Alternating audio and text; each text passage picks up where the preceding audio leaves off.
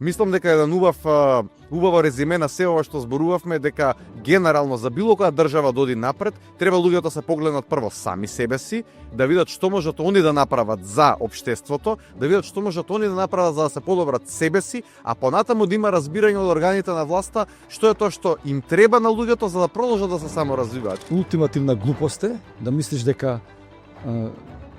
не треба да се надградуваш и да учиш цел живот. И да во суштина разбереш дека човекот е во центарот на се. Не ја префрлувај вината на другиот, почни од себе, почни да ги менуваш работите во себе и околу тебе ќе почна се менуваат и не се споредувај со други. Малку треба за да живееме убаво, сите, и индивидуално и колективно. Што значи тоа малку?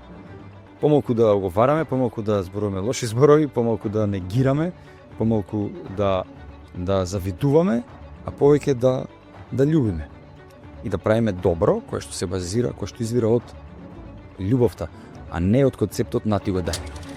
Кога така ќе има повеќе луѓе, критична маса би рекол во едно општество, тогаш и атмосферата во општеството е подруга.